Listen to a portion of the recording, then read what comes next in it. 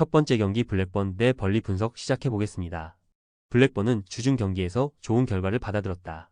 리그 선두인 리즈로 원정에서 상대했는데 센터백인 데니가 골을 터뜨리며 팀의 패배를 막았다. 화력이 좋은 팀 상대로 확실하게 라인을 내리고 패배를 피하려는 운영을 했는데 트론스타드와 베이커 등 중앙 미드필더들이 최종 수비 보호를 잘했고 히암의 수비 라인 지휘가 좋았다. 벌리는 주중 홈경기에서 스토크시티 상대로 경기를 지배했지만 원하는 승점 3점을 따내지 못했다. 점유율에서 2배 이상 가져갔고 앤서니와 콜레오쇼 등 윙어들이 수차례 돌파를 통해 좋은 기회를 만들었는데 확실한 마무리가 되지 않았다. 로드리게스와 사르미엔토 등이 찬스를 날린 것이 아쉬웠다. 게다가 그 경기에서 교체로 들어간 조커 카드 한니발이 퇴장당하며 이 경기에 결정하는 일이 생겼다. 접전을 본다. 연승이 끝난 이후 블랙번의 흐름이 다소 무너진 건 사실이다. 그래도 히암과 오웬백, 데니 등이 나서는 수비 라인은 안정적으로 경기를 운영하며 상대 공격 시도를 잘 막아내고 있다. 트론스타드의 중원 수비 가담도 원활할 블랙번이 벌리 상대로도 승점 1점을 챙길 수 있을 것이다. 두 번째 경기 스토크 대 플리머스 분석 시작해보겠습니다. 스토크시티는 주중 원정 경기에서 리그 2위인 벌리 상대로 승점을 따냈다. 두 경기 연속 풀타임을 소화한 베주노를 비롯해 앤드루 모란과 캐논 등 전방 공격수들부터 상대 수비를 강하게 압박하는 전술로 원하는 결과를 얻어냈다. 그리고 최하위 팀 상대로 나서는 홈 경기에서는 승리를 노리는 경기를 할 것이다. 버거와 세코 등이 중원에서보다 공격적으로 경기에 나설 것이다. 플리머스는 최근 5경기에서 승점 2점 추가에 그치며 최하위로 추락했다. 워낙 중하위권 순위 경쟁이 치열한 챔피언십이기에 강등이 유력하다고 보긴 어렵지만 최하위 순위는 분명 기분이 좋지 않을 것이다. 그래도 주중 경기에서 브리스톨 상대로 선제골과 추가골을 허용하며 끌려간 경기를 동점으로 마치며 반등을 위한 신호탄을 쏘아 올렸다. 접전을 본다. 스토크시티가 최근 두 경기에서 승점 4점을 따내며 반등하긴 했지만 역시 캐논을 제외한 선수들의 골 결정력은 아쉬운 게 사실이다. 또 원정팀의 휘테커와 라이언 하디 등 해결할 수 있는 선수들을 저지하기 위한 수비적 준비도 필요한 경기다. 두 팀이 접전을 가져가며 승점을 나눠 가질 것이다. 세 번째 경기 스완지 대 웨스브로 분석 시작해보겠습니다. 스완지는 홈 연승에 성공하며 순위를 끌어올렸었는데 주중 경기에서 포츠머스에 충격적인 패배를 당했다. 그라임스와 제이 풀턴 등 팀의 중상위권 순위를 견인 중인 중앙 미드필더 조합이 연승을 이어가기 위해 중원에서 공격적인 경기 운영을 했는데 상대의 역습을 효과적으로 저지하지 못했고 비안치니가 기회를 골로 마무리하지 못했다. 그래도 기복이 큰 원정과 달리 홈에서는 퀸즈파크와 루턴을 연파하는 등 흐름이 좋기에 분위기를 이어가려 할 것이다. 웨스트 브로미치는 최근 4경기에서 승점 7점을 추가하며 선두권 추격에 나섰다.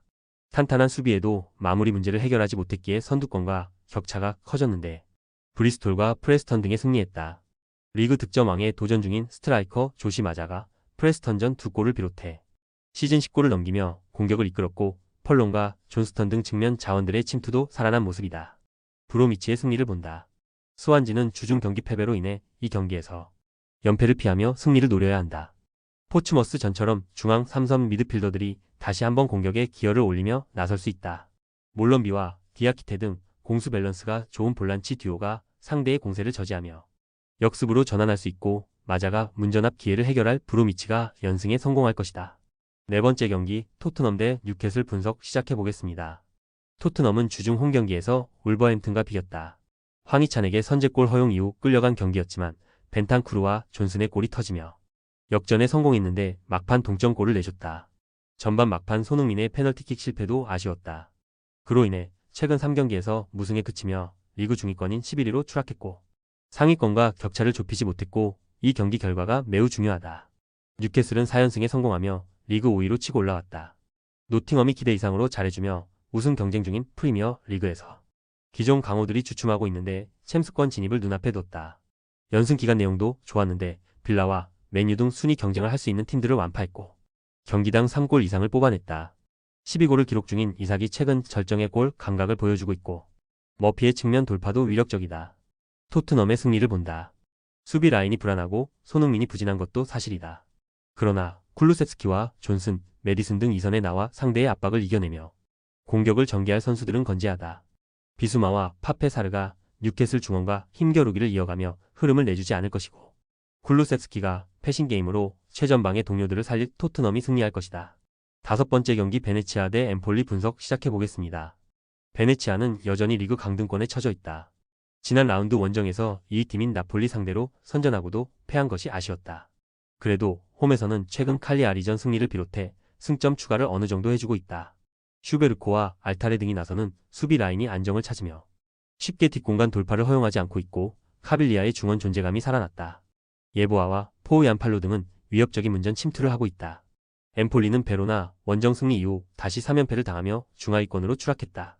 리그 선두인 아탈란타 원정에서 2골을 터뜨리긴 했지만 홈에서 제노아에 패한 것이 결정적이었다. 때문에 강등권과 격차가 줄었고 이번 라운드에서 승점 추가가 필요하다. 승격팀을 상대하지만 무리한 운영보다는 수비 위주로 나설 수 있다. 접전을 본다. 베네치아는 부시오와 예보아 등 돌파가 좋은 윙어들을 앞세워 엠폴리 수비를 공략하려 할 것이다. 그러나 그라시가 중원에 나서 라인을 내리며 수비적인 운영을 할 것이고 페젤라가 오버래핑을 자제하며 수비에 치중할 엠폴리를 쉽게 공략하기 어렵다. 두 팀이 90분 내내 접전을 이어가며 승점을 나눠 가질 것이다. 조합은 아래 고정 댓글 링크로 편하게 말 걸어주시면 조건 없으며 스포츠를 좋아하시는 분들이라면 모두 환영합니다. 스포츠 당첨 어렵지만 그건 어떻게 하냐의 차이입니다. 두 눈으로 어떤 차이인지 직접 확인하시고 우리 모두 같이 승리합시다.